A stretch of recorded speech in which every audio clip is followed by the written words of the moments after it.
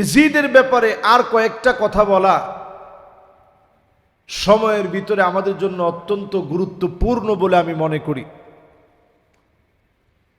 আমি আলোচনাটা অনেক বছর আগে লিখেছিলাম, এখনো আমার ডায়েরিতে আছে, ছাত্র জমানায় লেখা। ইজিদ সম্পর্কে পৃথিবীর শ্রেষ্ঠ আলেমদের মতামতটা শুনেন। ইবনে হাজার আসকালানি, আমার মতো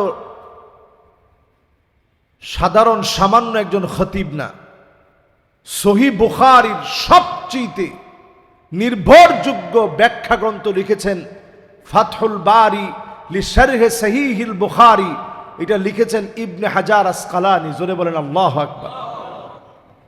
এত বড় বিজ্ঞ প্রাজ্ঞ আলেম, উনাকে জিজ্ঞাসা করা হলো যে আপনি ইয়াজিদ সম্পর্কে কি বলেন? তিনি বলছেন মাকদুহুন ফি আদালাতিহি, সে একটা নিকৃষ্ট মানুষ যার ভিতরে কোনো আদালত নাই, ইনসাফ নাই, যেই লোকটা মানুষের চরিত্রে পড়ে না। পড়েন আল্লাহু আকবার। দেখেন ইজিদের ব্যাপারে ইবনে হাজার আসকালানির বক্তব্যটা কেমন। এরপরে ইয়াজিদের ব্যাপারে আহমদ বিন হাম্বল,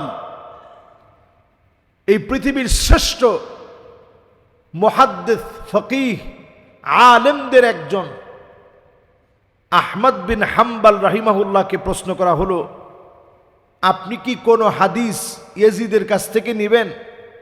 তিনি বলছেন লা ইয়ামবাগি আইয়ুরা আনহু কিলা লাহু আতাকতুবু হাদিসান ইয়াজিদ, ইয়াজিদের কাছ থেকে কি আপনি কোনো হাদিস নেবেন? সাথে সাথেই তিনি বললেন ক্বালা লা ওয়ালা কারামা, যার কোনো সম্মান নেই তার কাছ থেকে হাদিস নেওয়া যায় না। বলেন আল্লাহু আকবার। এই পৃথিবীর শ্রেষ্ঠ আরেকজন আলেম ইমাম ইবনু হাজার আসকালানির পরে হাফেজ ইবনু জাওজি, তিনি বলছেন লা নুহিব্বুহু, ইয়াজিদের মতো ব্যক্তিকে আমরা ভালোবাসতে পারি না। এরকম নিকৃষ্ট চরিত্রের মানুষ ছিল ইয়াজিদ।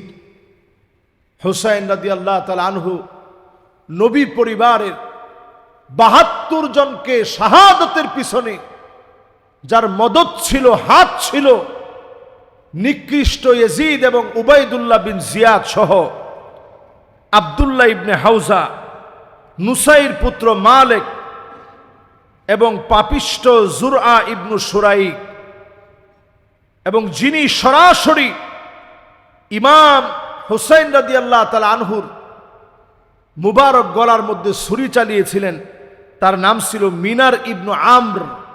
বর্ষা দিয়ে আঘাত করে তারপরে ছুরি চালিয়েছিলেন, আর সরাসরি মাথাটাকে আলাদা করেছিলেন সীমার। এরপর সেই জায়গাতে আহবাস ইবনু মারসাদ হুসাইন রাদিয়াল্লাহু তাআলা আনহুর দেহের উপর দিয়ে ঘোড়া চালিয়ে দিয়েছিলেন। তাদের প্রতিশোধ নেওয়ার প্রবণতা এমন হয়েছিল, হুসাইন রাদিয়াল্লাহু তাআলা আনহু তাদেরকে মোটেও আঘাত করেনি, কিন্তু হুসাইন রাদিয়াল্লাহু তাআলা আনহুর দেহকে তারা ক্ষত বিক্ষত করেছিল। হুসাইন রাদিয়াল্লাহু তাআলা আনহুর মহব্বতের উত্তরসূরিদেরকে তারা থামায় রাখতে পারে নাই। আজও হুসাইন রাদিয়াল্লাহু তাআলা আনহুর মহব্বতের উত্তরসূরিরা বেঁচে আছে, ইয়াজিদের গোষ্ঠী বেঁচে নাই। ঠিক কিনা বলে? প্রিয় ভাইরা আমার, সেই ধারাবাহিকতায় মুসলিম বিশ্বের ইতিহাসের জঘন্য অনেক অধ্যায় একের পর এক রচিত হয়েছে। সৃষ্টি হয়েছে জালেমদের আগ্রাসনের শিকার হয়েছে পৃথিবীর শ্রেষ্ঠ মানুষ।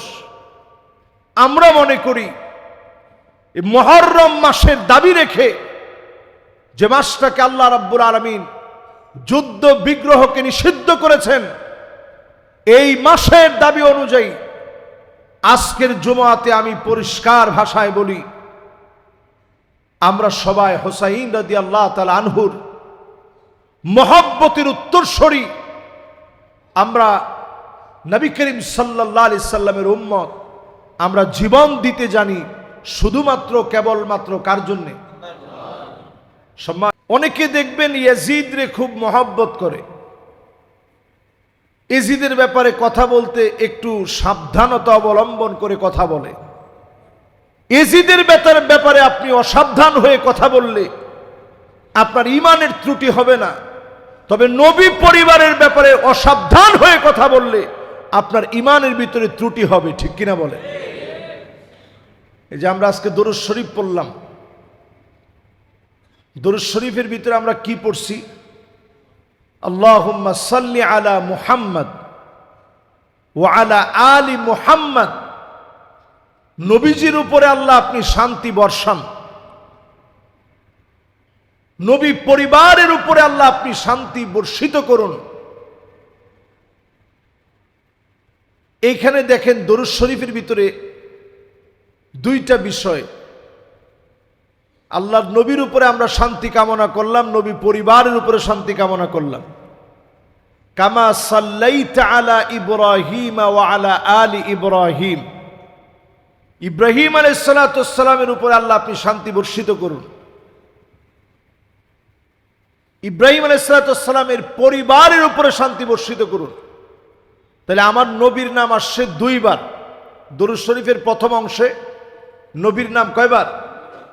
ইব্রাহিম আলাইহিস সালামের নাম কয়বার? এরপরে আমরা বলতেছি ইন্নাকা হামিদুম মাজিদ।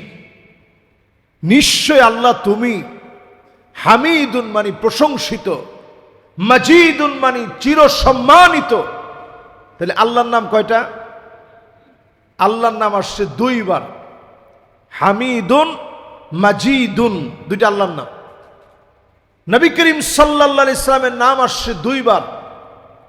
ইব্রাহিম আলাইহিস সালাতু ওয়াস সালামের নাম আসছে। এরপরে দরুদ শরীফের দ্বিতীয় অংশে আসেন আল্লাহুম্মা বারিক আলা মুহাম্মদ ওয়া আলা আলি মুহাম্মদ। কয়বার আসছে? দুইবার। কামা বারাকতা আলা ইব্রাহিম ওয়া আলা আলি ইব্রাহিম। আল্লাহ আপনি নবীর পরিবারের উপরে বরকত দেন, নবীর উপরে আল্লাহ আপনি বরকত দেন। ইব্রাহিম আলাইহিস সালাতু ওয়াস সালামের উপরে আল্লাহ আপনি বরকত দেন, ইব্রাহিম আলাইহিস সালামের পরিবারের উপরে আল্লাহ আপনি বরকত দেন। তাহলে নবীর নাম কয়বার? এখানেও নবীর পরিবার আছে। এরপরে শেষে এসে ইন্নাকা হামিদুম মাজিদ। হামিদ আল্লাহর নাম, মাজিদ আল্লাহর নাম। আল্লাহর নাম কয়বার?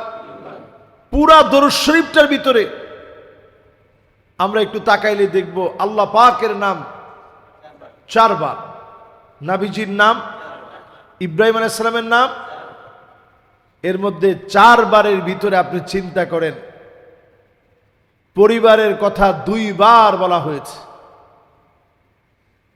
শান্তির কথা বলা হয়েছে, বরকতের কথা বলা হয়েছে। এই নবী পরিবারের সঙ্গে যার সম্পর্ক থাকবে ওই লোকটা দুনিয়ার জীবনে সফল। হাদিসের ভিতরে নবীজি বারবার আহলে বাইতের মহব্বতের কথা বলছেন। কোরআনুল কারীমের একটি আয়াত যথেষ্ট নবীজির পরিবারের প্রতি মহব্বত কত দামি এটা বুঝার জন্য। আন-নাবিয়্যু আওলা বিল মুমিনিনা মিন আনফুসিহিম। আল্লাহ পাক জানায় দিলেন নবী তোমাদের কাছে যেন পরিবারের চাইতে আপন হয়ে যায়, জীবনের চাইতে আপন হয়ে যায়। যেই নবীর জীবনে কোনোদিন দেখি নাই সেই নবী জীবনের চাইতে দামি কেমনে হবে? যদি আপনি নবীজিকে জীবনের চাইতে আপন বানাতে চান, নবীজির মহব্বত বুঝার চেষ্টা করেন, কি পরিমাণ মহব্বত নবী করেছেন।